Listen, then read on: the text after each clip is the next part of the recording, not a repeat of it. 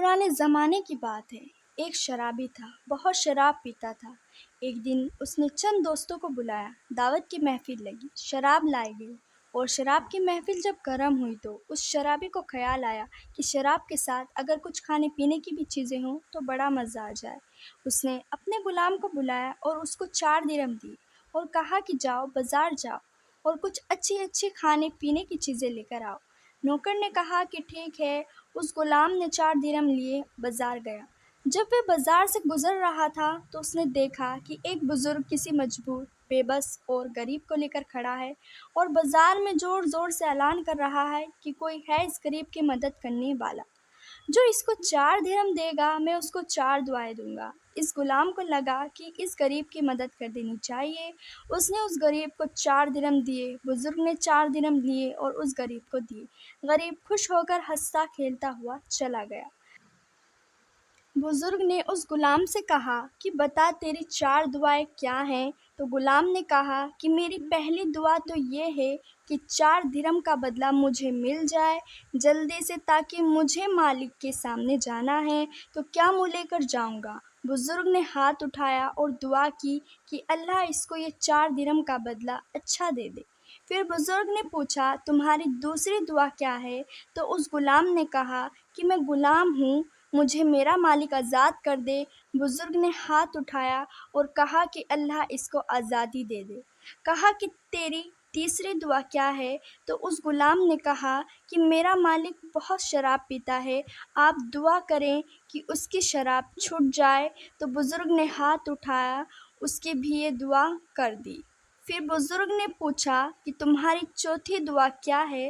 تو اس غلام نے کہا کہ آپ دعا کریں کہ اللہ تعالیٰ میری، آپ کی، اس پورے بازار کی، میرے مالک کی اور سارے انسانوں کی مغفرت کر دے۔ بزرگ نے ہاتھ اٹھا کر 4 دعائیں کر دی۔ غلام اترا سا منہ لے کر جب واپس لوٹا تو مالک تو بڑی بے چینی سے اس کا انتظار کر رہا تھا۔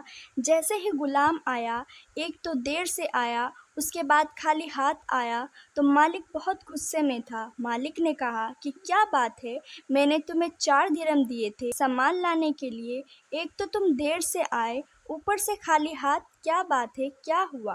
تو غلام نے اطمینان سے سارا قصہ سنایا اور کہا کہ میں نے 4 دعائیں اس بزرگ سے کروائی ہیں تو اس نے مجھے 4 دعائیں دی ہیں۔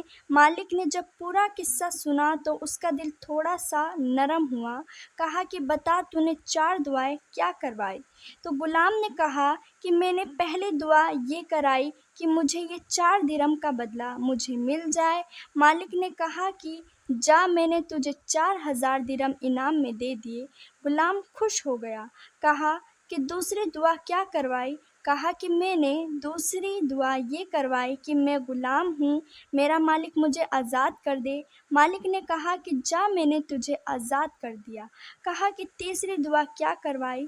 کہا کہ میں نے یہ دعا کروائی کہ میرا مالک بہت شراب پیتا ہے، خدا اس کی دارو چھڑوا دے، اسے نیک بنا دے۔ اور مالک نے کہا کہ میں قسم کھاتا ہوں کہ آج سے میں شراب کو ہاتھ بھی نہیں لگاؤں گا۔